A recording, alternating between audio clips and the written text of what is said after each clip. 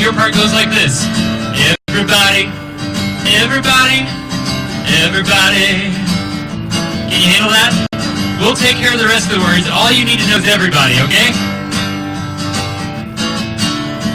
Everybody's got a sidewalk to walk on. Everybody's got a road to go down. Everybody's got somewhere to get. Everybody everywhere with glory. Everybody's got a sidewalk to walk on. Everybody's got a road to go down. Everybody's got somewhere to get to. Everybody everywhere with glory bound. We are Vote Common Good, calling for faith, hope, and love on a change in this election. We need everybody for that, right? Everybody's got a sidewalk to walk on. Everybody's got a road to go down. Everybody's got somewhere to get to. Everybody everywhere with glory bound. Everybody's got a sidewalk to walk on. Everybody's got a road to go down. Everybody's got somewhere to get to. Everybody everywhere with glory bound. Everybody everywhere with glory bound. Everybody everywhere with glory bound.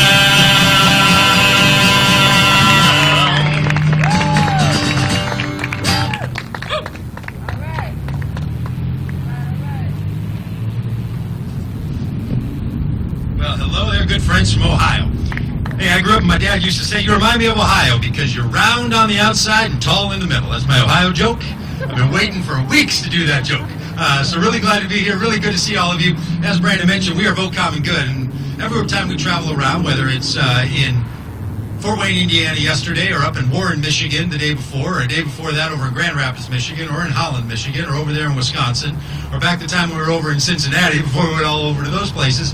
And before we go over to Pennsylvania and then down to North Carolina and all the way down to Florida, we like to greet people in the parking lot wherever we find them and say, hello, salt of the earth, hello, light of the world. It's good to see you.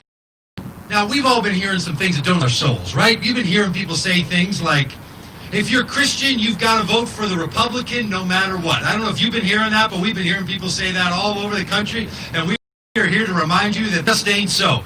And you've been hearing people tell you that the news is fake, but we're here to remind you that there's a little bit of good news, and it's going to be coming out on November 3rd. And you've been hearing people say that it should be all about America first. But some of us were also taught that we should seek first the kingdom of God and do to the least of these, and not just for ourselves. And you've been hearing people say that all you need to worry about if you're a person of faith is to stack the courts. And we're here to remind you that you could gain the whole world and lose your very soul. And you've been hearing people say, if you don't vote for me, you're going to be so GD poor, and he didn't even say GD. In fact, the President of the United States is so filthy sometimes in public rallies, we can't even vote him because we like to have a family-friendly rally. And we're here to say that we're looking for a little bit of faith and a little bit of hope and a little bit of love in our White House come November 3rd. And you've been hearing people say that I'm so powerful I could shoot somebody in the middle of Fifth Avenue. We're here to tell you if you want to live by that sword, you're going to die by that sword, and that sword is coming down on Election Day. And you've been hearing people say, well, it is what it is. But we're here to remind you that blessed are those who mourn. And you've been hearing people say, I'm going to build a wall to separate families. And we are here to remind you of the truth, that which God has brought together, no one should ever separate. So we got a lot to talk about while we're out here. Now, we like to remind people, even though we're traveling around this country trying to call for a change on Election Day, we're not just here trying to turn Republicans into Democrats. Now, I am a Democrat, and if you want to be one, we'd love to help you with that conversion. But we're not asking for Republicans to become Democrats, but we like to say we're bipartisan.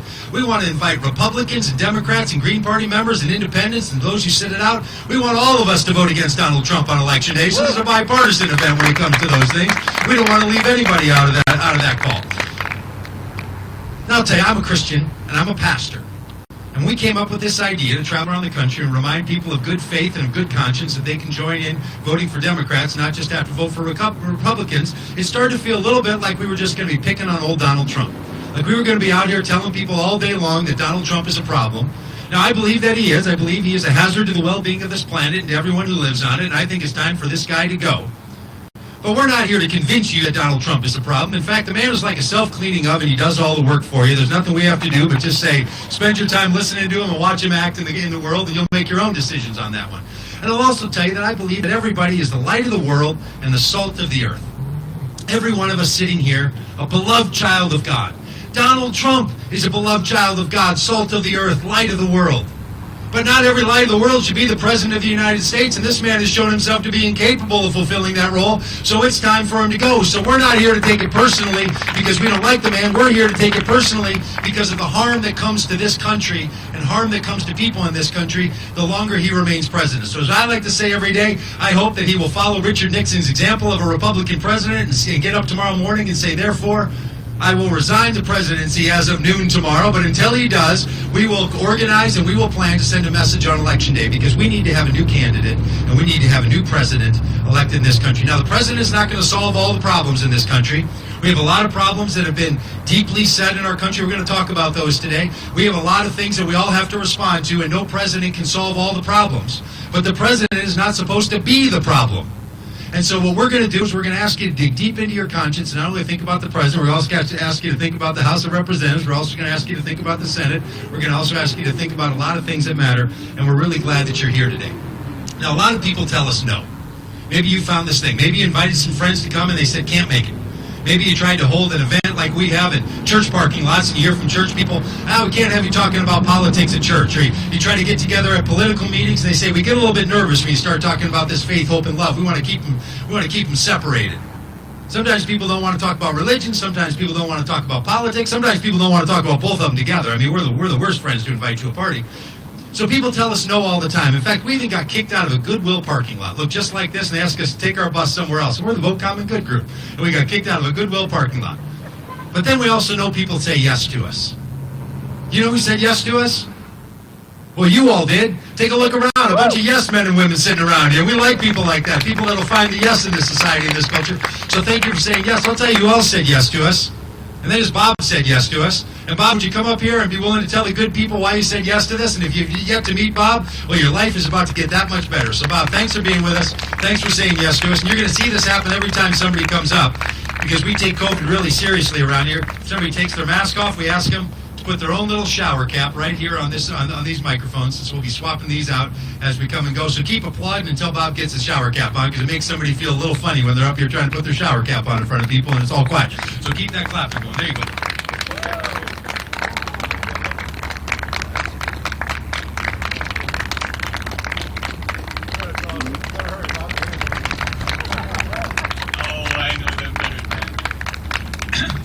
Well, hello everyone.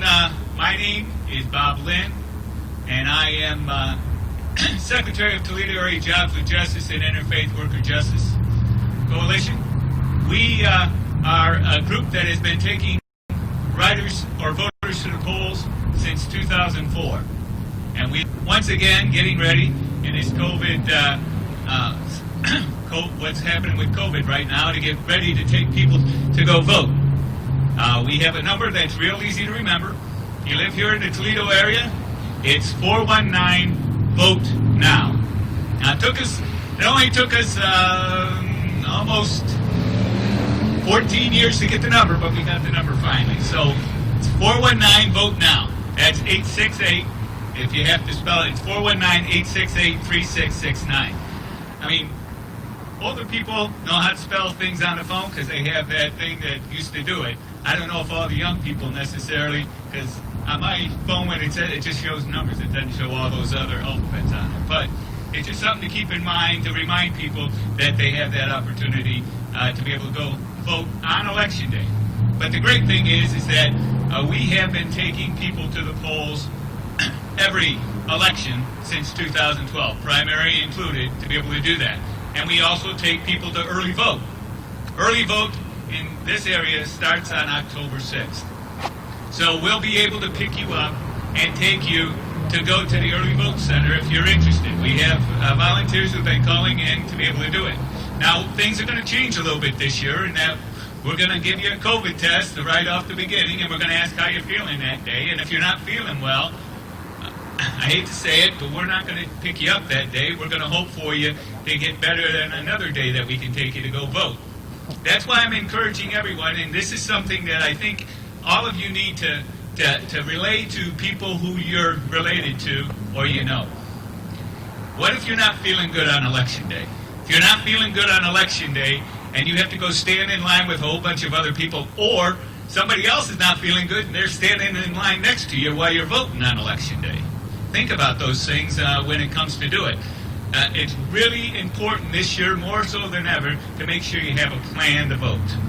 And that plan could be, I'm going to request my absentee ballot, and it's going to come in the mail. I'm going to fill it out. I'm going to drop it in the mail. Or, the mail, as they keep screwing with the mail, maybe what I want to do is get it to a ballot box to be able to do that. Well, you can call us up. We'll pick you up. We'll take you down to the poll drop, and you can put the ballot right in the box. You can see yourself, put it right in the box, then you can get back in the car and we'll take you back home. We can do that right now. October 6th, all the way up until Election Day. Even on Election Day, if you have a ballot in your pocket, there will be a place that you can actually go and drop your ballot off at the ballot office if you failed to mail it before that time. So it's important to do that. But I encourage everyone to consider voting early, whether it's by mail or in person, because you just don't know how you're going to feel or how somebody else is going to be feeling on that day. And it's really important because every vote counts. And it's important that we count every vote. And I want that to happen here in Oregon, Ohio, Toledo, Ohio, all the state of Ohio. I want it to happen in every state throughout the nation. Because I believe if everybody votes, there are a lot more of us who want to change things and get back to where we used to be. While I was getting ready to do this, it made me think of a story, and I'm sure many of you have heard it, but in case you haven't, one evening an elderly Cherokee brave told his grandson about a battle that goes on inside people. He said, "My son, the battle is between two wolves inside us all. One is evil.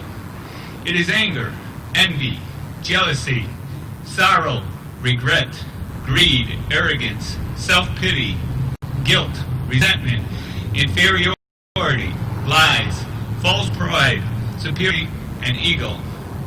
The other is good. It is joy, peace, love, hope, serenity, humility, kindness, benevolence, empathy, generosity, truth, compassion, and faith." The grandson thought about it for a minute, and then he asked his grandfather, "Which wolf wins?" The old Cherokee simply replied, "The one you feed." That's what's going on in America right now. There's been an awful lot of feeding of the evil wolf inside many of our brothers and sisters out there. And they have not had the strength, and they have not gotten enough love to be able to make a difference. We can change it. Thank you.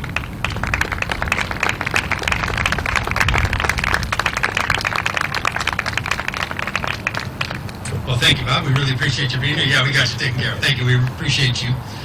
Thanks for your work on putting this together.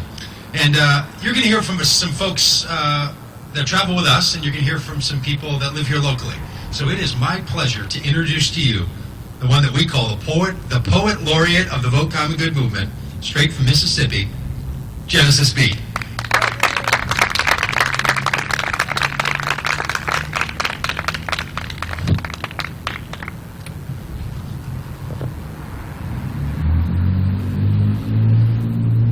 Hey everybody, how's everybody feeling today? Good. What a beautiful crowd. So as Doug said, I am from Mississippi. I am a queer, black, Muslim woman from Mississippi. My pronouns are she, her, hers. As a black woman living in America, today was especially hard. I wasn't sure how I could muster the energy to speak to you today. Let's say her name, Breonna Taylor. I want you to think about something. My family members who look like me, or brown, black, would receive a harsher sentence, a harsher indictment, a harsher charge for having an ounce of marijuana than those officers did who murdered this black woman. I just want you to sit with that for a second.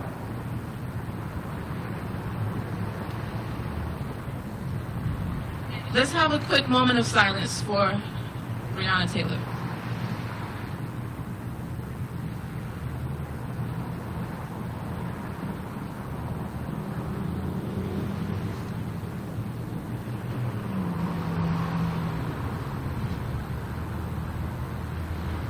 I have a question for y'all, and it's not rhetorical. I would love an answer. There's no wrong answer, but I'm going to pose a question to you before I start this piece. Is that okay? Y'all participate? If Trump disappeared right now, poof, he's gone, what would America do? What's that, cheer? Anyone else? No wrong answer. What would America do if you just looked at our phones, headlines, Trump has disappeared? What would America do? What's that? Did he take the coronavirus with him? That's what you would ask. I hear you. This piece is called Trump the Symptom. If Trump disappeared today, poof, what would America do? Would there still be all this Twitter commotion? Would America still worship money? Would we still pollute the oceans? Would we still imprison black men and shoot them down with no emotion?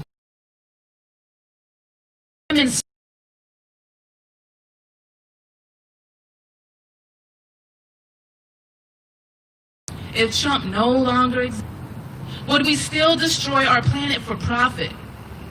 Would we still have private prisons, the new slave trade in auction? Would men still write laws dictating what women do with our bodies, stripping away anatomical autonomy? Would we still shame women who use sex as commodity, but not shame men who buy sex and pornography? Would we still turn a blind eye to all this hypocrisy? What would America do if it was up to you? Would you finally purge law enforcement of white supremacist bigots? Would you finally provide equal rights to poor whites and immigrants? Would preachers still use the pulpits to pimp our community? Would boys still be boys, raping and assaulting with impunity? Would we still ignore the killing of trans folks? Because this is where America stands, folks. To know what America would do, we ask, what has America done? Well, for one, we massacred our native population. Yeah, we did that. From the blood of black slaves, we created the richest of nations. We waged war before. We cried wolf with terrorist threats. You remember weapons of mass destruction? Y'all remember that? It's crazy how quickly we forget. I've seen America burn crosses on the lawns of my father. I've seen America separate mothers and toddlers. I've seen Americans vote for men whose only moral is money, men who appeal to the sexism and racism of my beautiful Christian country. And here we are. We search for a savior to save us from the big orange goblin. Some magical Democrat that can solve all our nation's problems. But Trump is just a symptom of a money-hungry system that never had regard for the troops, no regard for the truth, no regard for the planet, and no regard for the youth. Trump was born into this, just like you and I. Trump is as American as apple pie. I'm sorry to break it to y'all like that. That's how I feel. So I won't ask, what would America do? We know what America's done. Instead, I ask, what can America be if we step up in the days to come? Can it be a place where pharmaceutical riches do not result in more sickness? A place where corporations have constraint and cannot buy our politicians? Where the money we use to wage war goes to healing Mother Earth or building houses for the poor? I don't know, it's just a thought. Synagogues are safe. Our Muslim brothers and sisters and siblings are looked upon with grace.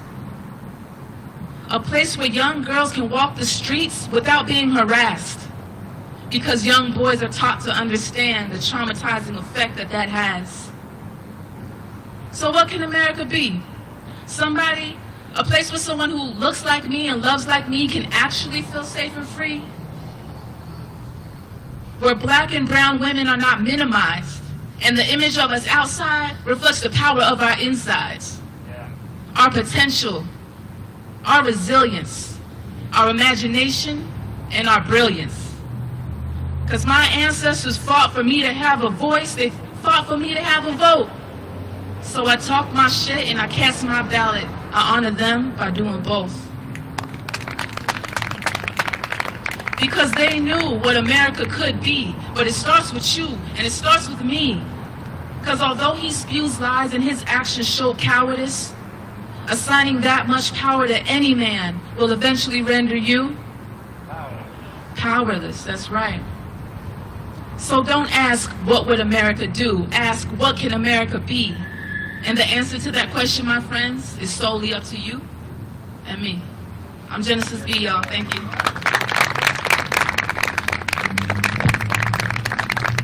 All right, y'all give it up for Brandon. Okay.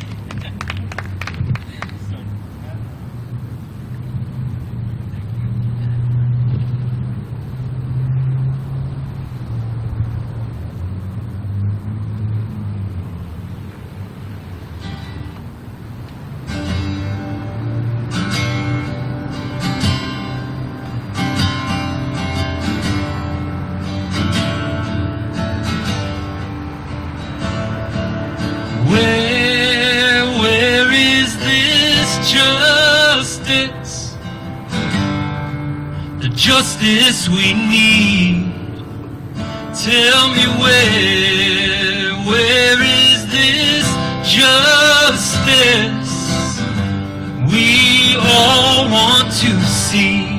And when I marched in the street, then I began to see, I saw this, the justice we need is the justice that needs me.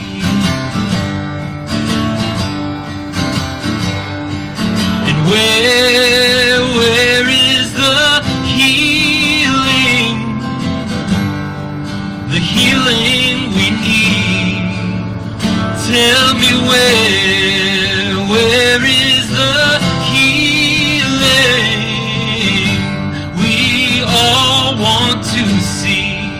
And when I turn on my TV, I see so much dis-ease. I see the healing we need is the healing that needs me.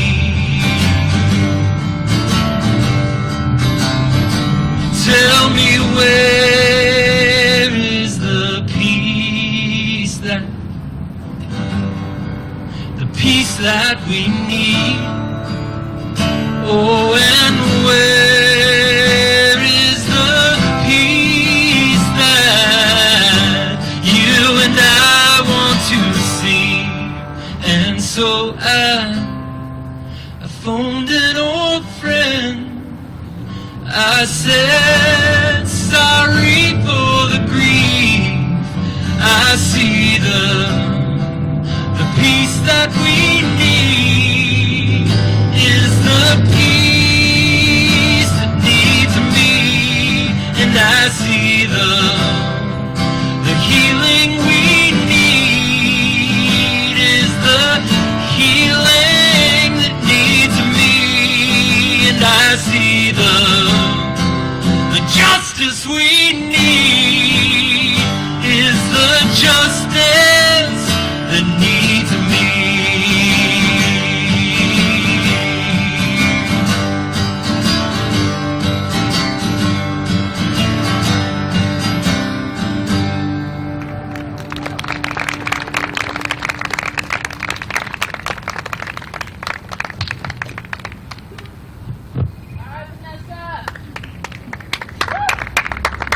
Hi, my name is Vanessa, and this is my first night with the tour. So I am a pastor and an artist, I'm a wife, and I'm a mom. I have 4 kids. I got a couple of college kids, a 16-year-old, and I have my bonus baby, my 40th birthday present, who's 6. Well, it was back in 2016, actually, right around this time of year, that I went to a church conference with my husband and my oldest child, and that's where I met this guy with this hat at a conference, and where I got first acquainted with him. And after we got done with the conference, we decided to drive across the state of Pennsylvania and to go to our Bible college, where my husband and I had met, and to go to our 20th college reunion. I had a blast in college. I had a lot of fun. That's probably a weird thing to say, because it was one of those Bible colleges where you weren't allowed to go to movies, and you weren't allowed to drink, and you weren't allowed to dance, or smoke, or play cards with playing cards, or, you know, all those crazy rules. But for me, it was pretty great, because you have to understand where I came from. I grew up going to one of those really small private Christian schools. And I went there from kindergarten through 12th grade, so that was the only education I ever knew. And I don't know how to describe it to you other than to tell you that that place was just a dark place. You know, I think about my little 6-year-old, her little freckles and curly hair, and I think about how curious she is. When I was that little size, when I was 6, I was on my way to the drinking fountain in line, and I passed by a bulletin board that looked really interesting to me, and I reached out and I touched that bulletin board, and my teacher took me by the shoulders and marched me into a dark closet, closed the door, and locked me inside. See, it was the kind of places where they were always making more rules. They made rules about what you wore, and they made rules about where you went, and they made rules about who you could like and who you could dislike, and it was like a new executive order every time we turned around. One year, they made a rule that you couldn't wear socks and pantyhose at the same time because that looked too much like Madonna. I don't mean Mary, the Mother of God. So you can understand why in college I had a little bit more fun. And I had a great time at that reunion. And we had our oldest kid with us, and then we were tired after all that awkward small talk, and we headed back to the hotel, and we turned on the TV, and all over the news was news about the Access Hollywood tape. Do you remember the Access Hollywood tape? Where Trump was bragging about what he could do, how he could grab a woman against her will and force himself on her. And I thought, well, thank goodness that's the end of this guy, because this was getting ridiculous. And as you all know, that is not how that turned out. So, the day after Election Day, my friends came to my house, and we didn't even really know what to say. It was just a lament. It was just women in deep sadness with a deep intuition about what this 4 years was going to feel like, to have this kind of man with this kind of power. And, you know, they all started to get involved and do things, and, you know, I didn't really know what to do. I grew up voting Republican, and I always voted, but I didn't always know who I was voting for. I just knew you went in the booth and you voted for your team. And I went and voted a lot of times without really knowing what I was doing. And so I didn't know. I didn't know how to get involved. I didn't know, you know, what to do. So on Inauguration Day, I heard this podcast. And it was talking about this group of people who were that were joining together, and they were getting congressional candidates together who were just ordinary, extraordinary Americans, and that we need a new president, but we also need a new Congress, because we all hate our Congress people, but we keep voting for them. They've got like a 90% disapproval rate, and yet we just keep sending them back, and it's because we don't have an alternative. And there was something about this that really clicked in my head, because I don't know that much about politics, but my husband does, and he loved politics. And in college, he had a chance to take a job in Washington and go and work for a senator, but instead he felt he was called to ministry. And so that's what we had done for the last 20-some years. We had been in churches and serving in that way, but I knew that my husband knew what to do. And so he walked in the door, and I handed him my phone, and I said, "You got to listen to this podcast. You got to do this." And so my husband ran for Congress in Arkansas. He ran as a progressive Republican against the incumbent. You know what that means? That means nobody liked us. But we learned a lot. We had a lot of really powerful experiences, and documentary film crews followed us, and my husband was asked to write a book, and now we're all into this political world, and we learned a lot. It was a year ago on August 3rd. This is so hard for me to believe that was a year ago. But I had all my kids home, which, if your kids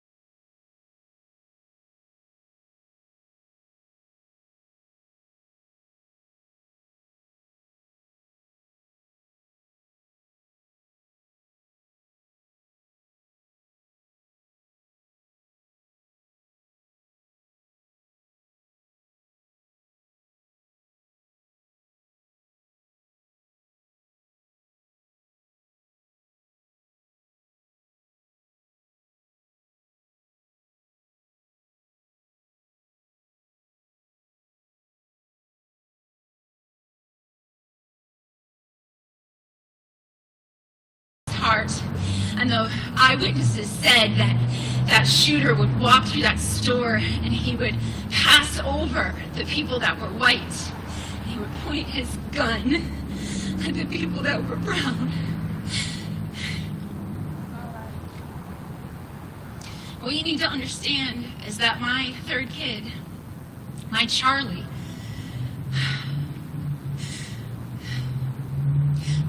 is adopted. She's like Beth in Little Women. She's everybody's favorite. She's the glue that holds our family together. She sings like an angel, and she draws these fantastical creatures. She is everybody's favorite person.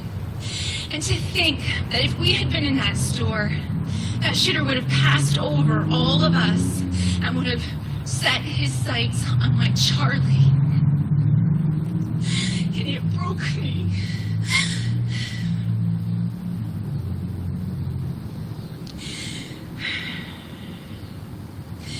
And I began to understand why I had to push my husband forward to run for office, and why I backed up my kids when they wanted to go and march for Black Lives Matter, and why it mattered so much about those kids at the border and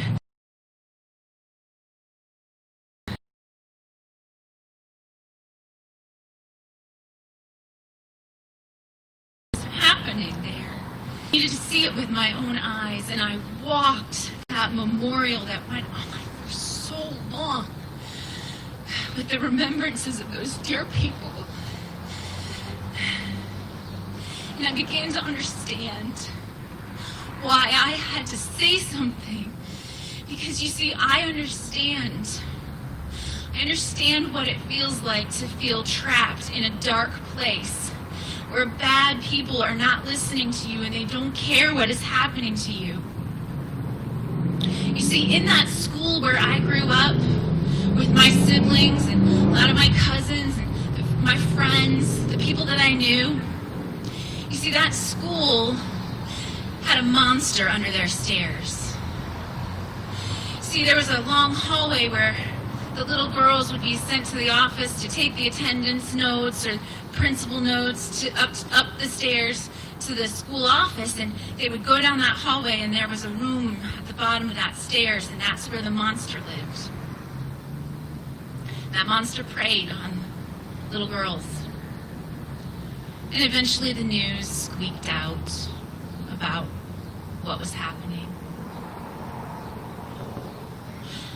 And those men that were in charge of making decisions about what should happen, those good religious voters, they decided to give that man a love offering and quietly send him on his way, so that he could go to another school and do it again. See, I know what it feels like to be trapped in that evil. You know, evil exists. Yeah, we all know that. But there's a special kind of horror when good people know that something bad is happening and they don't do anything about it.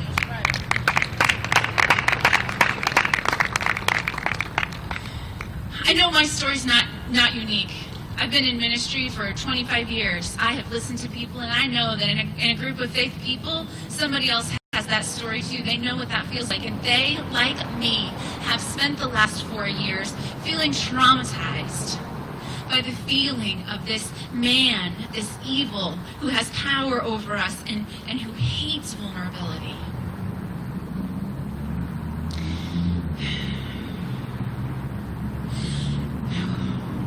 We know what it feels like when you needed a pastor, you needed a priest, and instead you got a pedophile. And we know what it feels like when you needed a present, you got this piece of work.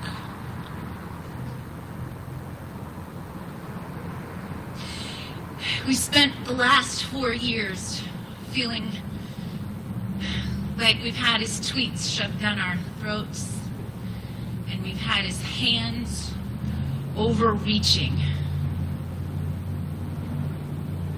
One of my teachers used to say, girls, you gotta be careful. You gotta be careful of an international man. You know what I mean by an international man, don't you? He's got Roman hands and Russian fingers.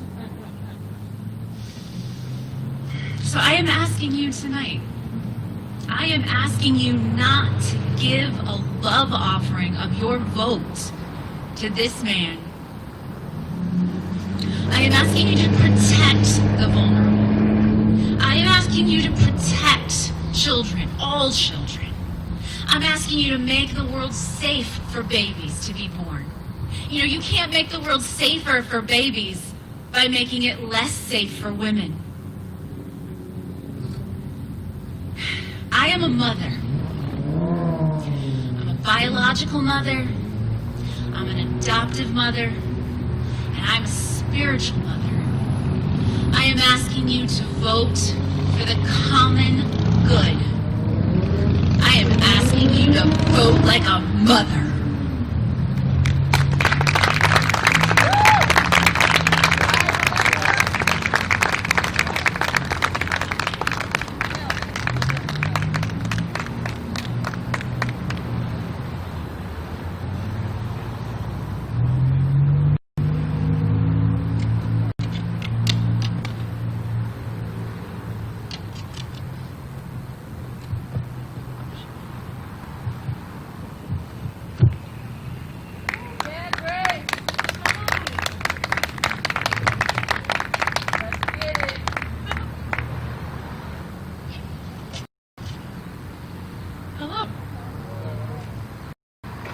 Grace Minnick, a singer-songwriter from Fort Wayne. It is such an honor to be here. I was all set to fly out to Seattle and get on the bus for a couple weeks on March 20th, and that obviously did not happen. But now the bus is back in this area, and I can be a part of this for the surrounding places, so it's such an honor. So thank you for having me, guys. This is a song I wrote called American Dream. It's about my family. In 1928, Great-Grandpa John sailed across the sea with his family. Great-Grandpa John sang in a bar and waited tables to keep his family on its feet. When his son J.G. was only 14, he made him get a job. J.G. worked at Wentz Butter and Egg Stand on the west side of Cleveland. Grandpa John made a little bit of money, and his son J.G. made a little bit of money, and his son Mark made a little bit of money, and they've motivated me. Here's the American dream, working hard to provide what your family needs. Welcome to the land of the free, free to earn as we please.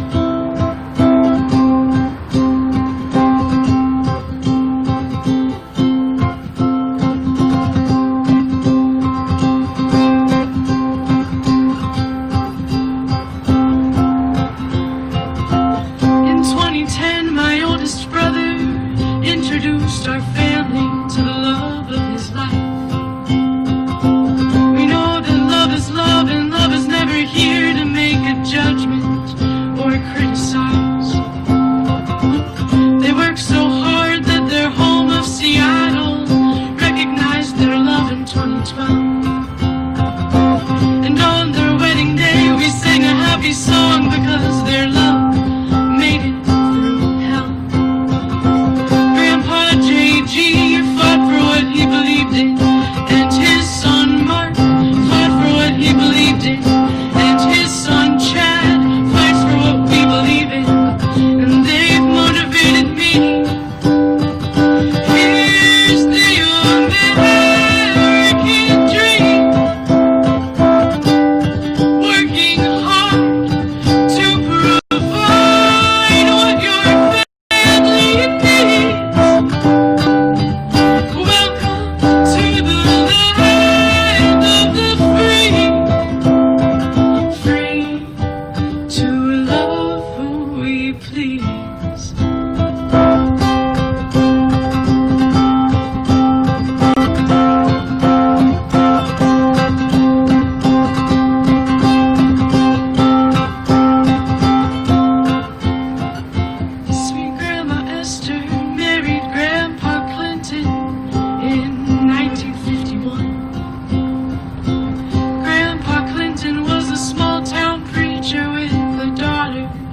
Two sons.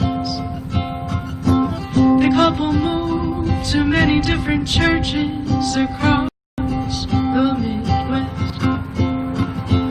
A few years later, sweet Grandma Esther gave birth to baby Alice. Alice has fire, she owned the 70s. Alice has confidence, she makes men weak at the knees. Alice is smart, she doesn't need a man. Alice knows God will hold his hand. Alice is the most inspiring woman I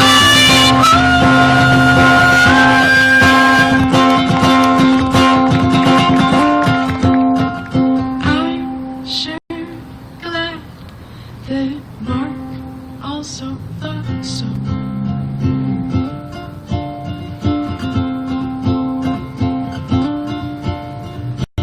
Sweet Grandma Esther knew women can do anything. Her daughter Alice knew women can do anything. Her daughter Grace knows women can do anything. And that's why I'm me.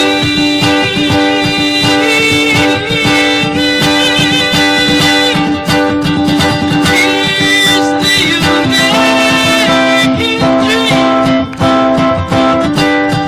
working hard to provide what this country needs. Love, love, love. Welcome to the land of the free, free to do anything.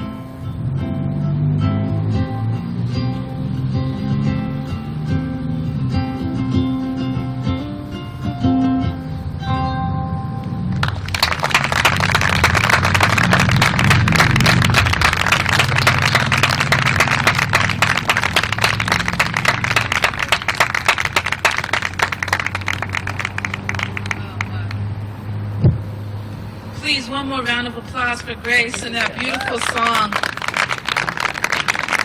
Oh, it gets me every time. I've only heard it twice, but it's got me both times.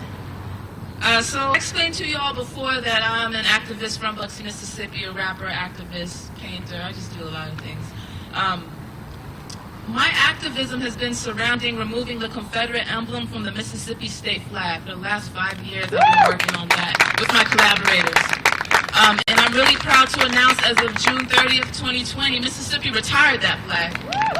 It no longer has a white supremacist symbol in the canton waving above all of our population saying that my life doesn't matter, my voice doesn't matter, you know, my equality doesn't matter as much as my neighbors. So I'm really, really proud that it's down. And it was up for 120 years, so it didn't start with me. My ancestors fought against that flag and their collaborators for 120 years, so I just came in on the tail end.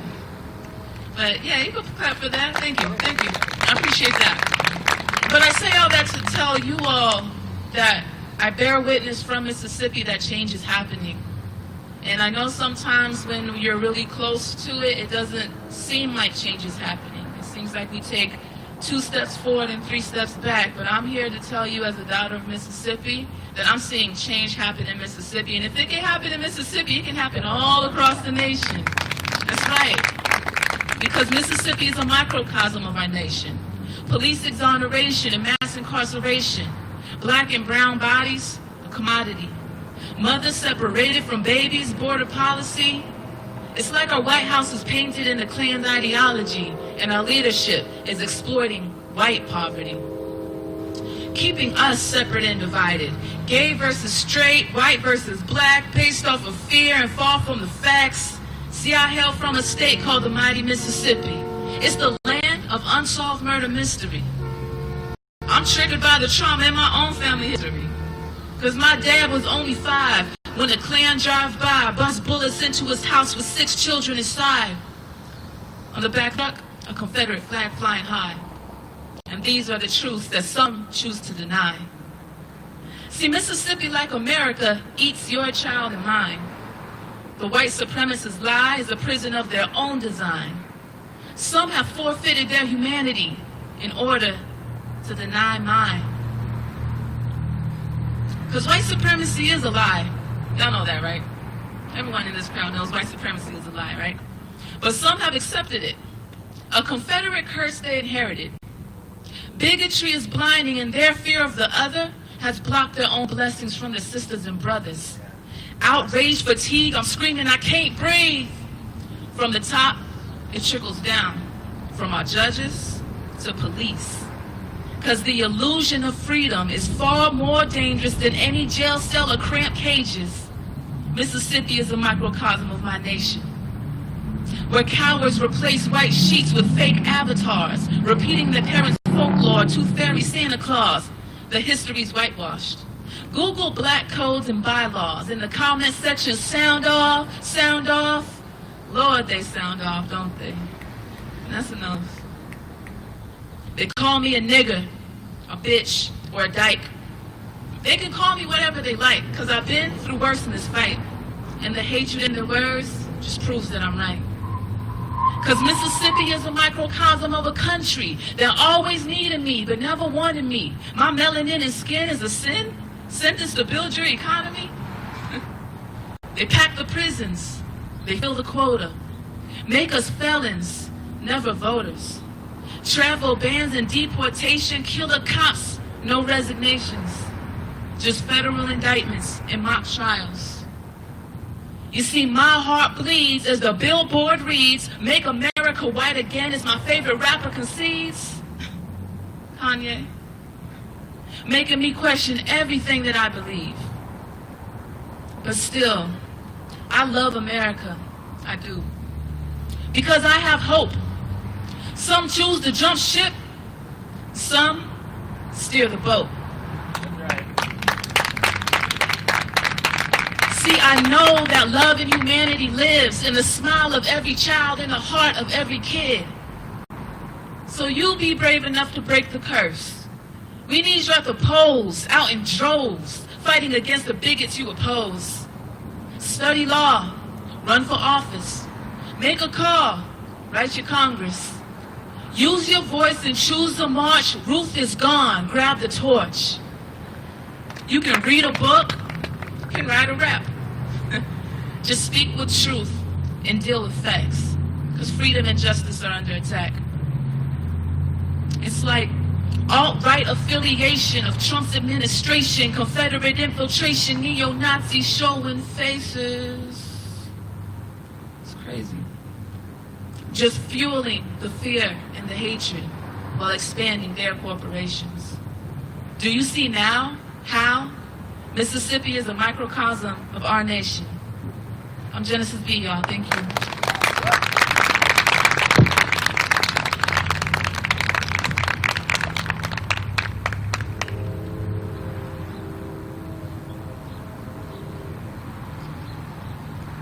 Thank you, Genesis B.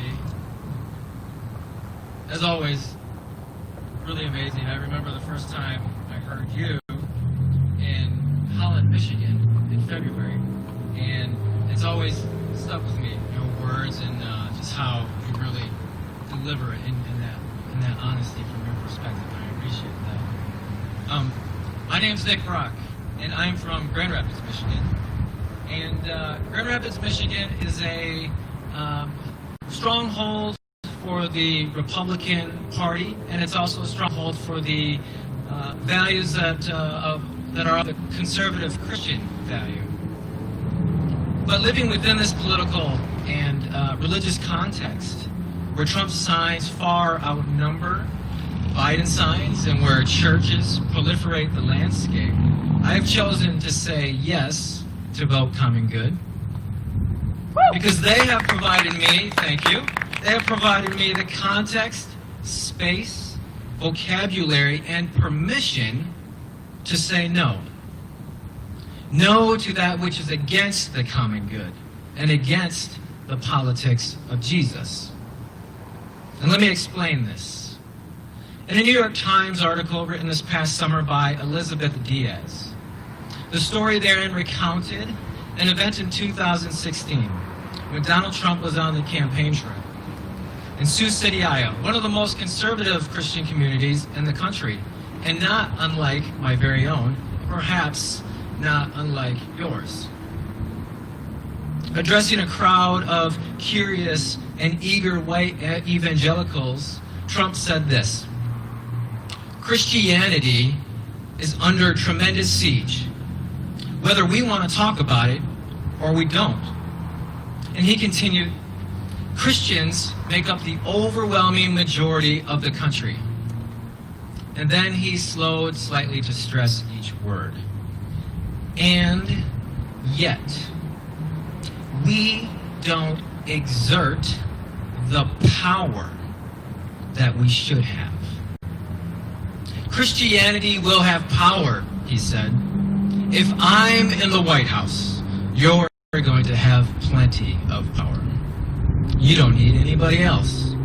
You're going to have somebody representing you very, very well. Remember that. In effect, Donald Trump wanted to cut a deal for political power, have Christian voters sign on the dotted line. And they did, to the tune of 81%. But Trump duped these voters because the art of his deal sold a bill of goods that was and continues to be a false, distorted, and hijacked view of the Christian narrative for power found in the life and teachings of Jesus.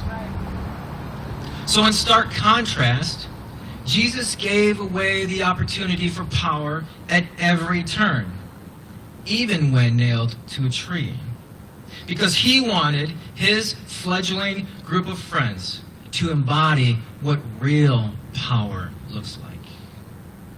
The politics of Jesus, where a policy of on earth as it is in heaven, is played out in the public square, amongst disenfranchised outsiders and amongst elites. The binding principle for these politics finds its constitution in the small words of a hymn. Let the same mind be in you that is in Christ Jesus, who, though he was in the form of God, did not regard equality with God as something to be exploited, but emptied himself.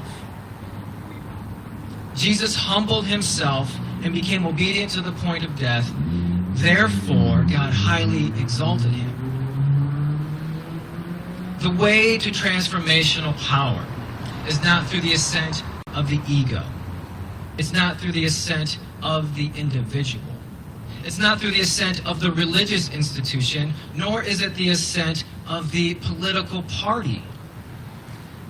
The way to power that transcends and gives life to me, to you, and to us begins in recognizing in critical moments, such as this one, that call us beyond ourselves. So in the final analysis, then, Donald Trump is right. Christianity will have power. Donald Trump and his enablers just haven't realized that we already have power, and we have for generations. So I have chosen to say no to Donald Trump because my yes is grounded in the power and politics of Jesus. So in closing, may you choose not to go right. And may you choose not to go left. But may you choose to go deeper and deeper into the politics of Jesus. Thank you.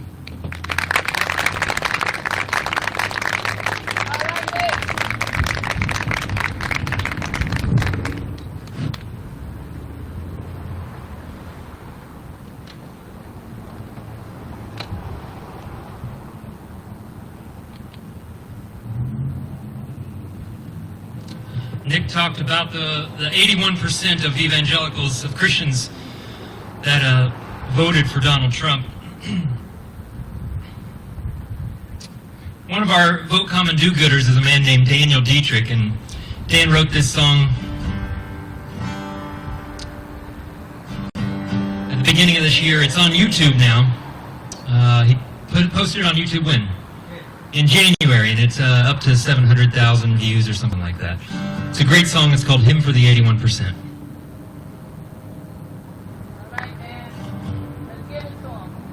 I grew up in your churches, Sunday morning, evening service.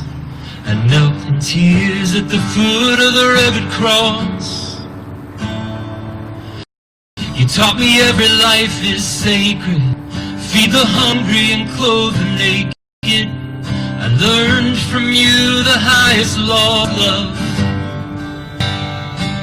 And I believed you when you said I should trust the words in red to guide my steps through a wicked world. And I thought you'd do the same. So imagine my dismay when I watched you lead the sheep straight to the wolves.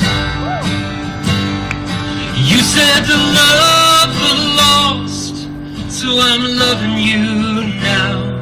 You said to speak the truth, so I'm calling you out. Why don't you live the words that you put in my mouth? May love overcome and justice roll down.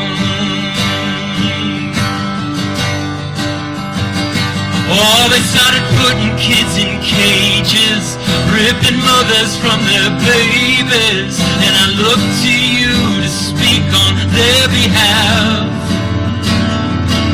Yeah, but all I heard was silence. Even worse, you justified it, singing glory, hallelujah, raise the flag. And your fear it turned to hatred. You baptized it with language, poem from the pages of the good book. See, you weaponized religion and you wonder why I'm leaving to find Jesus on the wrong side of your wall. You said to love the lost, so I'm loving you now. You said to speak the truth, so I'm calling you out. Why don't you live the words that you put in my mouth? May love overcome and justice roll down. Come home, you're better, you taught me better, so come home.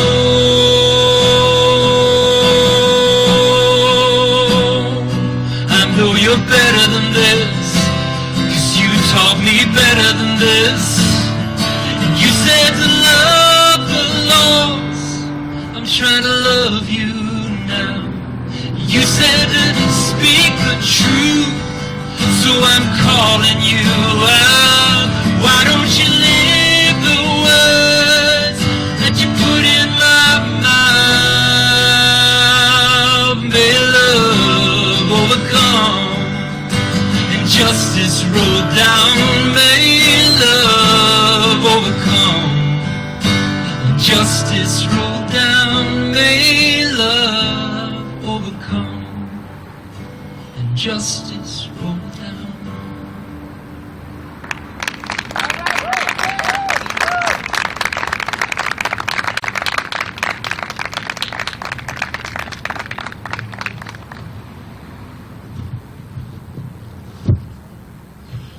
Hey, we just have a couple more minutes with you here before we introduce Steve in just a second, because he's running for office. We're really excited about that. I do want to take an opportunity, though, to invite you to join us. Now, you kind of been piecing this together a little bit, that Grace just played with us last night in Fort Wayne, and then we got her to come over here to, to Oregon, Ohio. And Nick, we met in Grand Rapids and said, hey, Nick, why don't you come with us? So Nick's coming with us, and Vanessa just joined up. So we're not kidding. Like, we're here to recruit you. This is the Harvey Milk part of the event. We're here to take you with us. So if you're thinking like, well, I don't know, I've got nothing to do, going to, I can go to Philadelphia on Sunday, we'd love to have you come with us. And there's a couple of ways you can actually come with us. One, you could, travel along, get your car, get your RV, get something else, come along, or join us on the bus. Remember the place where the door opens up and somebody says, no, hop on in. We're going with you, so we'd love to have you do that if you want to come with us. But if you can't actually travel with us, as we like to say, we'd like to have you in the tank with us. So get in the tank with us, and to make a little donation over there at the participation tent, we turn that into fuel for this bus, because there's 4 things that get us around this country: faith, hope, love, and diesel. So we'd love for you to give us a little faith, give us a little hope, give us a little love, and turn it into some diesel. Now, we're not just here to recruit money from you. People ask us all the time, though. They say, hey, who funds all this? Who funds these top-notch musicians and these incredible speakers and this big old bus and these fancy flags? They say, is this one of those George Soros-funded things? I tell people every day, well, look, we're not funded by George Soros. But if you know George Soros, please let him know that we're looking for some funding. We got 41 days left, and we need a little bit of gas in the tank. So we'd love to. But as we like to say, this is the PBS part of the evening. It's from viewers like you that fund all of this. So we'd love to have you come with us. Now, over at that participation tent, we have hats. We'd love to give you some of our branding. We'd love you to go home with a yard sign, maybe a yard sign that says faith not fear, hope not hate, love not lies, or a Black Lives Matter sign. Look, I'm telling you, you put one of those next to your Biden sign or next to your Steve, and I've forgotten your last name, but Steve for House signs, it really means a lot to people, because then they start to see a deeper story, because people see those faith not fear, hope not hate, love not lies, and they buy them. We had Trump supporters at our event buying them the other day. We had protesters that come to our event. They go home with a sign, right? For some reason, people want that to be true. So take one with you. Make a donation or don't. Just take one with you. But 2 other things I want to tell you about that we're doing. One of them is a postcard mailing campaign. And one of the things we've been trying to do here is, you've probably been saying to yourself, I think about these Christians and I don't understand why they vote the way they do. Why do they stick with this guy? And what could I say? So we try to give some examples here, what you can say, or songs you can play, or arguments you can make, or things to sort of give you some resource. Now, over there on that table, we have these postcards. Some of them are big, and they're sitting back there. They're all blown up. But they're just regular postcard signs. They have a Christian message on one side, and then in the back is a place for you to write a message, your own message, and then put an address on there. And in the packets, we give you 15 postcards and 15 mailing addresses of Christian voters in Ohio. People that we know are high propensity voters. They're going to vote on November 3rd or before. They're likely Christian voters, and we want you to send them a message that says, please don't vote for Donald Trump on Election Day. You might be the last person that they have that will say this. And I promise you, there are people on the bubble. They're not sure. No one in their church is saying it to them. No one in their small group or in their neighborhood is saying it. But if that card shows up, it can make a real difference. Because you probably can't go door to door. You're not as comfortable going door to door for lots of reasons. But you can go mailbox to mailbox. So go home with some of those. Maybe pick up 2 or 3 packs. Get a group of people together. Have a little postcard writing campaign. And you said, now I'm telling you, these things work. Because people get these postcards mailed to them. Then they look up who's vote common good. Then they send me emails saying things like, don't ever send me another postcard. I don't know who you are. Or sometimes they say, thanks for the outreach. It's meant so much. We have so many of these stories. We want to send thousands of postcards into this district. So it would really mean a lot if you take home one of those packs with you. Now, here's the other thing. You're the first people to hear about this. We are launching a campaign that's going to happen on October 17th. It's called Bake America Great Again. It is a national citizen-led bake sale to save the United States Post Office. It's so fantastic. At savethepostoffice.us, you'll find out about this. And it's a chance for us to have we're going to have hundreds of people hosting bake sales where the way you buy baked goods is in exchange for stamps. So we ask people to go to their post office, buy stamps, come to your bake sale, and exchange those stamps for baked goods. Then you donate those stamps to a charity that needs them. It funds the post office and it funds a charity. And we make a big statement in this country that we care about the post office. We're going to save the post office. And if Congress can't figure out how to do it, if the president wants to attack it, well, by golly, we're going to take a hint from the sisters, and we're going to have ourselves a national citizen-led bake sale. And so it's going to get announced tomorrow. You can be the first ones. If you haven't already texted texted the word good to 66866, we'd love for you to do that. Take your phone out right now, text it. It's going to ask you for your name and for your email address. Now, that's because we're going to email you. Now, don't think we're going to email you once a week. We're not going to email you once a week. We're going to email you 3 times a week. Really, we are. 3, maybe 4 times a week. But just for the next 41 days. Because we want to tell you about projects like this. We want to remind you of postcards. We want to share videos. We want to share songs. We want to resource you to get engaged in all the ways you can. So if you haven't already texted the word good to 66866, all it's going to do is ask you for your name and email, get it, and we're going to put you on our list, and we're going to stay in touch with you. We want you to know about projects like this. We want you to know about all that's going on at that participation tent. We'd love to see you go home with postcards, yard signs, get signed up to either host a bake sale or become a baker.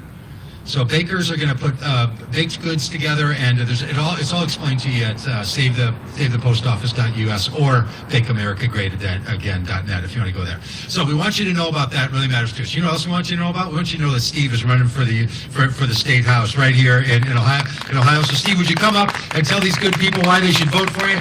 Thanks for being here. Now you might think, well, how did you guys get to have Steve at your rally? I mean, who gets to have Steve at the rally, right? Well, we pulled our bus in. Steve was sitting out here, said, that's my sign over there on the front. What are you guys doing? We said, we're having a rally. And Steve said, well, then I'm coming, because that's what candidates do. Candidates show up to ask for your vote. So, Steve, thanks so much for being here.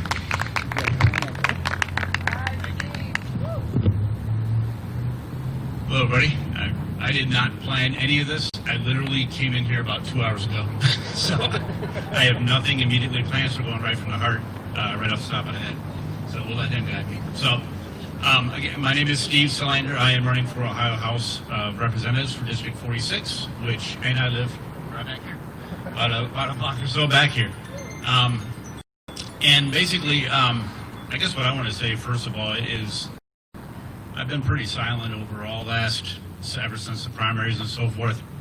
I'm gonna let you know a little secret right now. I'm a Republican. I've been a lifelong Republican, but I've had enough. I've been pretty quiet about what's been coming out of D.C. and what's been coming out of the White House and some of my counterparts on the far right, and I've had enough. So. I guess God brought me here to be a part of this, so I appreciate it. I guess I'm coming out. Hi, my name is Steve, and I'm a Republican. I've been sober now for about 2 hours. No, I'm just kidding. No, honestly though, I love this. First of all, faith, hope, and love is what brought me here, and the greatest of these is love. So my big thing is why you should vote for me. Basically, I could say because I believe in this very much.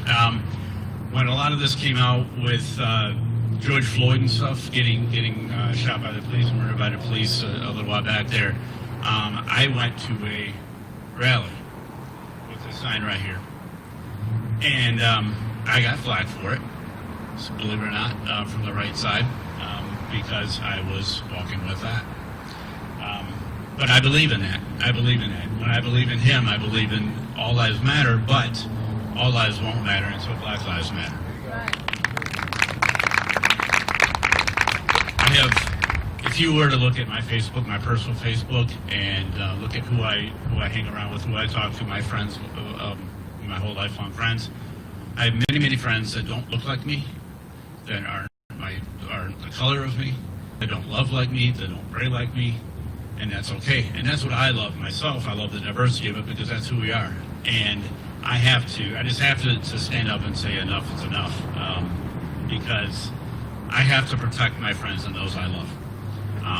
And I have to protect you, and I have to protect you, and you, and you, and you, all of you. And we are a community. We're one, and we need to stand as one. And please vote November 3rd or before. We're coming up here pretty soon, October 6th, where you can start early voting. But we've had enough. I know you've had enough. We've had enough. The biggest thing we need to do right now is we need to remember and remind our neighbors and our friends and such that it does matter to vote. I think the problem has come along and has continued along, has gotten worse because the people in power have gotten us to think and to believe that we don't matter. That what's the difference? My vote doesn't matter. Well, that's the way they stay in power. And just like you were saying there, that we need to change that. And the last thing the politicians want you to know is that we have the power, and they don't want us to come together as one. That's why they divide. That's why they turn us against each other. They divide and conquer. And until we come together, every single one of us, until even the people on the right-hand side say they've had enough, and we just come together and forget about parties, it's going to continue. It's not going to change. But once we figure it out, once we let everybody know and come together as one big, huge power, we have more power than they do. And they know that. They're afraid of us. But they want us to be afraid of them. And that's not how this works. This is the United States of America, the land of the free, liberty and justice for all. And that all doesn't have a little asterisk next to it. Doesn't mean that liberty and justice for all who look like me, but for all, for truly all. Right. And we had to stand up together for that. Come to things like this. Look on Facebook, share posts that you see. Tell your friends. You're going to get hate from it. You know that. You're going to get. We have the hope and they have the hate. We have enough of that. So share those posts. Share those messages. Know you're going to get it. Accept it. Jesus took more wheat than some nasty words. Right. So we can take some too, right? And also, again, make sure you vote. Know your candidates who you're voting for, and know the ones that share your values. And vote them in. And after November 3rd, starting on November 4th, and when those politicians are in office, stay on them. Keep on them. Make sure that you hold them to their word. Because right now you're going to get a whole lot of this, a whole lot of lip service. They're going to say whatever you want to hear. But watch what they do after. Don't listen to their words, but watch their actions. Watch what they actually do. What other politicians are here with us today? But they all say that they love God and they're Christians, right? Well, where are they? How many times do you see on Facebook they're posting these Bible verses and, I'm a Christian and this and that, and the very next post, they're spewing hate. They're spewing division. It's no Christian. I don't follow Donald Trump. I follow Jesus Christ. So, that's all I have. I'm rambling. So, thank you very much. And again, Steve Swiner, Vice President. Hey, I win. It's okay. You just cover it up. Hey, we like to chant. This is what democracy looks like when we hear stuff like that, right? People coming together from all these different places and all these parties saying to each other. Nobody has to tell somebody to be quiet. What we have to do is speak up a little louder. So that's what we like to say around here. Wake up, speak up, and stand up. Our final bit is place call response where you stand up. If you have one of these cards in your hand, this is what we use. And you don't need to have one. You can get by without one. But if you do have one, you can pull it out. It's what we call our love and Brady's got them for you. It's what we call our love and politics pledge. Here's what it is. It asks 4 things, not of politicians. Politicians are going to make a pledge already. They're going to pledge to serve and honor, to serve respectfully in their position. This is a pledge for voters. That voters will call on all elected officials to comport themselves in ways consistent with love in their public and political lives. We don't think it's too much that if somebody wants to ask for your vote, that you ask them to act in a way of love. Love isn't owned by one group, by one party, by one faith. It's a human impulse. The second commitment is that you will support elected leaders who do so. They may not have to vote for them, but you'll tell them thank you. You'll recognize them when they do it. You'll stand behind them when they act in ways of love. Thirdly, you will call for a change and you will stand up to all elected leaders who violate the standard of love, whether they're from your party or someone else's. We have to stop letting our party get away with things that aren't loving and only call out the others, right? We have to call all people to a standard of love. And then fourthly, that you will call on all elected officials to demand that other public officials comport themselves in a way consistent with love. No more of this, well, I wouldn't tweet it that way.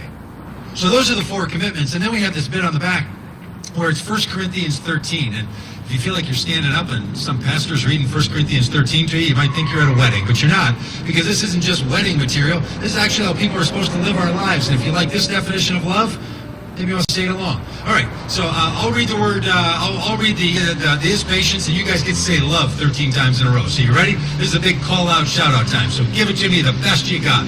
Love is patient, is kind, does not envy, does not boast, is not proud, does not dishonor others, is not self-seeking, is not easily angered, keeps no record of wrongs, does not delight in evil, rejoices with the truth. Keep going. Always protects, always trusts, always hopes, and always perseveres.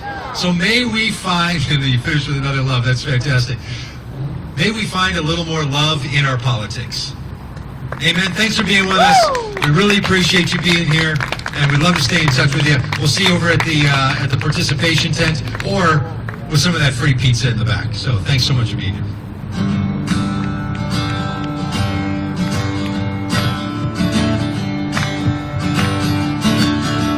This love that I have, the world didn't give it to me, no. This love that I have, well, the world didn't give it to me. This love that I have, well, the world didn't give it to me. I tell you that the world didn't give it and the world can't take it away. Thank you for joining us tonight. Have a great evening.